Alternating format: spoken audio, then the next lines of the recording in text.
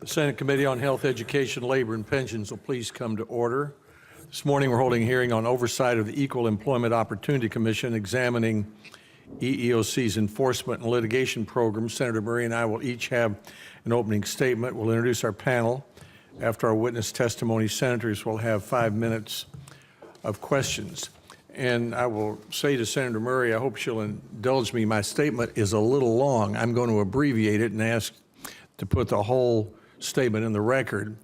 And I'll try not to abuse the privilege of the chair by taking too long.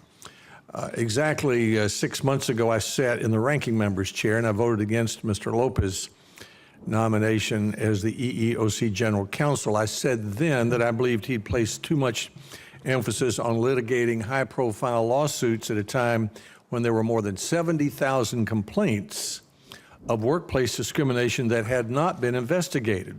Since then, the lawsuits have continued, the agency has suffered embarrassing rebukes from the courts, and the backlog has grown. We're here today to find out why such an important agency with such a critical task has gotten so far afield of its mission. I know our country's history. I stood on the Mall in 1963 when Martin Luther King delivered his I Have a Dream speech. My friend George Haley died last week. He was admitted to the University of Arkansas Law School in the 1950s and had to sit in a room by himself because he was an African American. I've tried in my public and private life to support equal rights, but what's going on in the EEOC, in my view, is not consistent with the noble actions that I just described. My 4 chief concerns, and I'll hit them briefly. 1, the Commission is pursuing investigations that may not involve a complaint, while the backlog of complaints has grown to 75,000. 2, the Commission is losing lawsuits and receiving embarrassing rebukes from the courts, wasting taxpayer dollars. 3, instead of following law, the EEOC is focused on, quote, developing the law, creating regulatory guidance without any notice or comment. 4th, there's not much about the Affordable Care Act that this committee and the President agree on, but one thing was employee wellness programs, and the EEOC created conflict with the committee, with the President, with 3 departments of the Obama administration and their regulations, and now has offered a rule to try to solve the problem that exceeds the EEOC's authority, in my judgment, and doesn't solve the problem at all.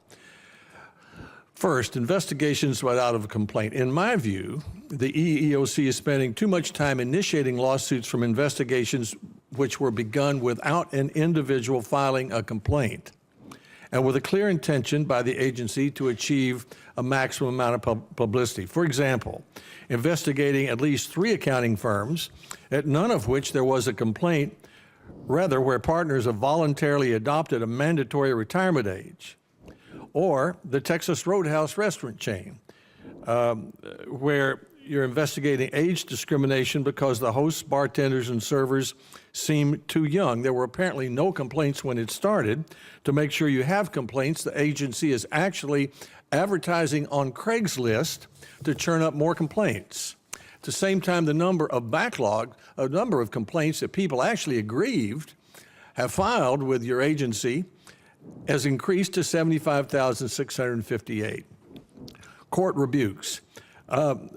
6 months ago at our hearing, I read some embarrassing words from a unanimous 3-judge panel of the 6th Circuit Court of Appeals, which said of an EEOC case, EEOC brought this case on the basis of a homemade methodology, crafted by a witness with no particular expertise to craft it, administered by persons with no particular expert to administer it, tested by no one and accepted only by the witness himself.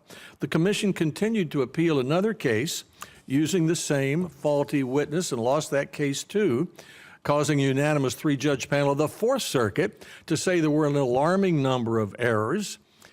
In a concurring opinion, one of the judges said the Commission's conduct in the case suggested an exercise of vigilance has been lacking. Since 2011, the EEOC has been ordered to pay attorney's fees in 11 different cases, the most recent one being in Washington State, where a judge in a federal district court ruled that the EEOC had demanded more than $25 million from 2 defendants, and the court found it had no valid basis for doing so. This is what the court said. The EEOC failed to conduct an adequate investigation, pursued a frivolous theory of joint employer liability, sought frivolous remedies, and disregarded the need to have a factual basis to assert a plausible basis for relief under Title VII.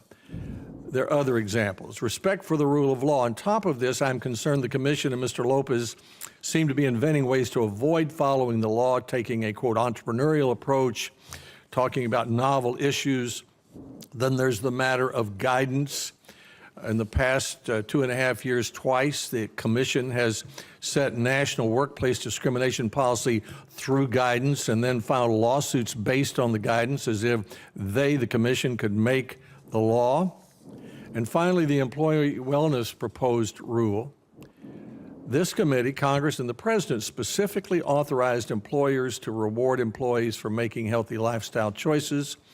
3 departments of the Obama administration's issued regulations consistent with the law. Yet in 2014, EEOC decided to sue employers for following the law and following those regulations and offering those plans. Even the White House press secretary expressed some concern about this. Our committee expressed concern about this. In April, EEOC offered a proposed rule on employee wellness, but the rule ignores the law and the administration's regulations. We can talk more about that. So this is not the first time these issues have come up. I issued a report last fall detailing many of these problems. We held a bipartisan hearing earlier this year. The White House press secretary, as I said, has expressed some concern, but no one seems to be listening. Here we are, still about to discuss the fact that the EEOC is still spending its time looking for investigations when there are no complaints, while a backlog of complaints grows to 75,000, still receiving embarrassing rebukes from the court, still experimenting with developing the law and guidance free of public comment, and still ignoring the intentions of Congress and the President in writing into federal law a system for encouraging businesses to offer employee wellness programs. All of these issues are of concern to me, and I look forward to hearing from the General Counsel and Chair regarding how they're addressing them. Senator Murray.